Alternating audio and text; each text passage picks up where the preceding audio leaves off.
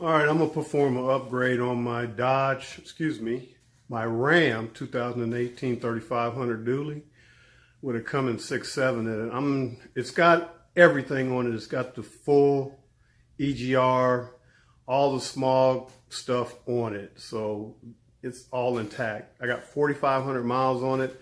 I'm installing a oil bypass filter from InsaneDiesel, and I'm going to be using a frame mount unit that they have. They have two. They have a frame mount and they got one under the hood. I didn't go with the under the hood because it's so cramped. I didn't want to crowd it any further. So there's no deletes on this. I will be putting the frame mount on, and I'm going to remove the, there's a air baffle right before the turbocharger on the intake. I'm going to take that unit out and see if it throws a code, which I don't think it will, because looking at it, it's only way I can see it throwing a code is that if the air mass flow filter sees that there's a disruption or there's too much air going down through there, that it might throw some kind of code or something. I don't know, man. But anyway, I'm going to pull it out. Because it's supposed to silence the turbo, and myself, I like to hear the turbo. I like to hear the sing. So I'm gonna pull it out, see if that causes a problem.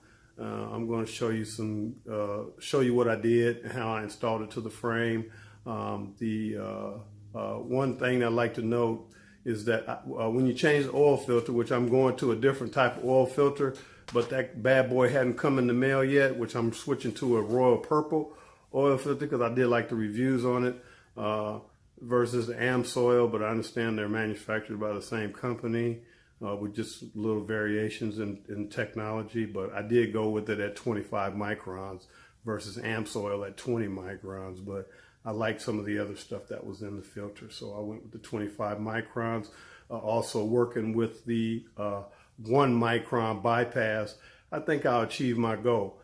To clean the oil and to get most of that soot up out of there to protect my engine while it still has all of the small shit hooked up to it.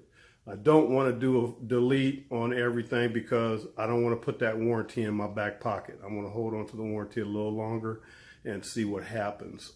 So with that being said, I'm going to switch over and show you some of the installation procedures on this bad boy. All right, here's where I mounted the InsaneDiesel bypass filter. And the bracket that's supplied with the kit, it has 2 holes to mount to the frame, but the on the frame itself, there are no holes that match up to it. So there was one pre-drilled hole from the manufacturer that I did go through and use, and then I put a weld on the bracket, not much weld, but I put a little weld on the bracket right here. I put 2 small beads on one side of the bracket. That way, in the event that I want to remove this bracket, all I need to do is pry it and bend it back and get it off of here, clean that weld up off the frame, and it'll look like it wasn't even there. But I did that because I don't trust the one bolt that's going through in case it failed on me and broke, that I wouldn't have a filter dragging on the ground here or just dangling in the wind. So that's just a little added protection. I didn't want to drill through the frame or through this work because I don't like drilling into frames on trucks, and I don't much like welding into them because it kind of compromises the integrity of the steel. But with these, I put most of the heat on the bracket itself and then let it melt into the frame so that it wouldn't put too much heat on the frame itself, and I got a good penetration here. So that's how I did it in mounting, and you might want to try something different. This is the boat, that one boat that I went through on, that I came through right here, and it's already pre-drilled there from manufactured, and I came through here, and it's got a lock nut on it, and yeah, it's doing the job. It started the process until we put the welds on there, and it's pretty secure, and I'm good with it. Man, this is the bypass inlet coming back into the motor after it's been filtered through the 1 micron filter on the InsaneDiesel. It seems to be functioning properly so far. Down here, which I don't know if you can see it, but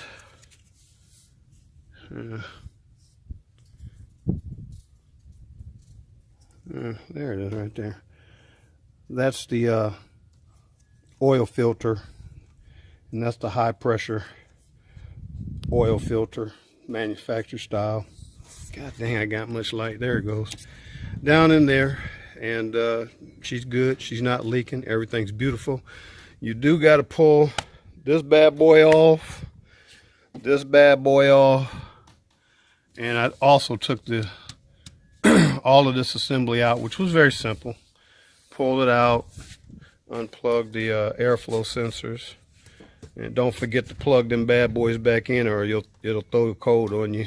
It's the mass airflow sensors for the air intake, and it'll cause a problem if you forget to plug them back in. You can get rid of the code though. It's real simple to get rid of it because I did it.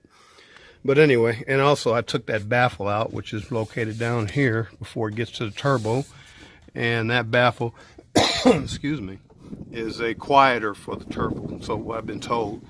I can't find any reference to it at all in Chilton. So for 2018, Chilton does not reference it whatsoever. So I took it out. It's not throwing a code. Everything is beautiful, and I'm going to show you some more installation on this bad boy. If you stay tuned, I mean, if you just keep on watching, you'll see it. I guess I'm cutting in and out because I'm doing some caveman shit here. But anyway, I just wanted to let y'all know about that buildup that's coming in through the turbo that everybody's talking about. Like I said, this is a 2018. It's got all the emissions on it.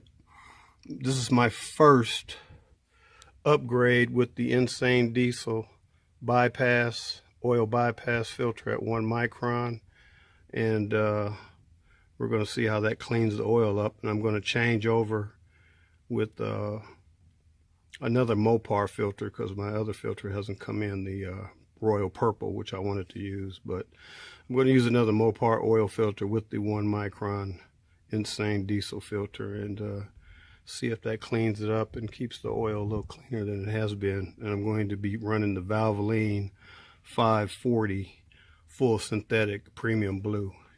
I'll get back after I put all this stuff together, let y'all see it. Peace. Our daughter here.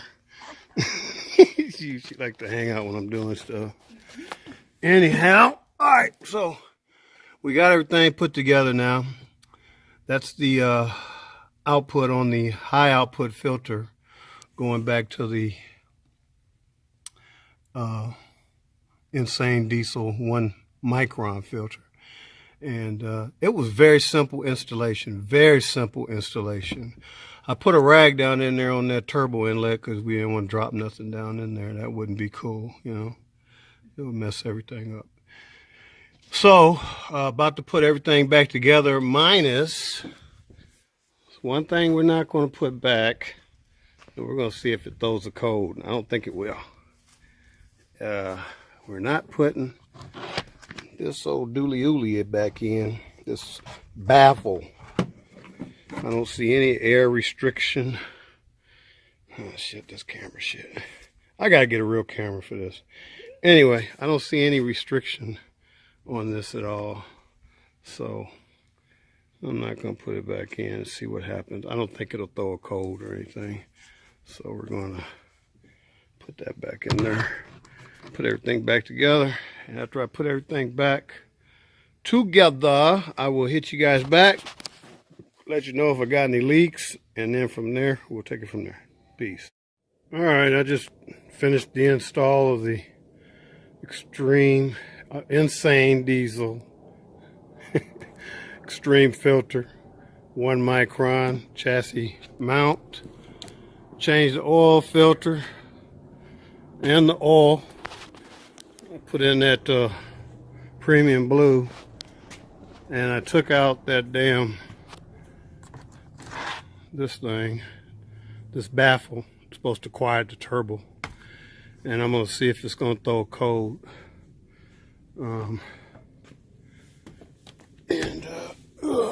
Fire it up. See if it throws a code.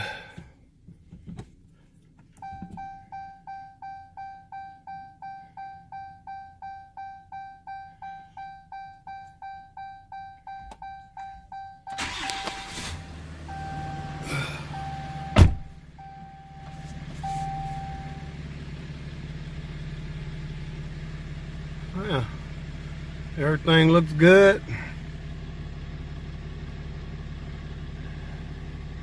Oil pressure's good.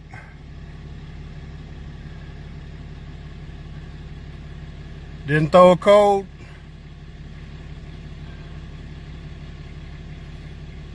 I ended up putting in let's see, 12, 13, 14 quarts. 15 quarts with the new bypass filter, and I got 4,587 miles starting out. I'm going to keep everybody informed. Like I said, I didn't get any soot build up in the turbo. It was surprisingly clean. Nothing on my finger. I showed that earlier, and shit, she looks good. Anyway, I'm gonna go check for leaks and make sure everything's cool, and I'll get back to you. All right. Let's see if everything's hooked up properly and she's doing her thing. Happy to say.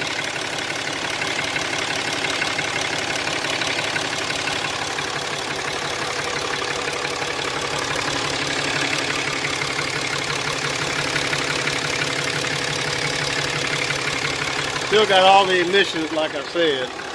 I did make one mistake. Kicked myself in the booty for it, but I get under here and show you. I forgot to tighten up. Well, I didn't forget, I did tighten it, but I didn't tighten this enough, and it dripped right here.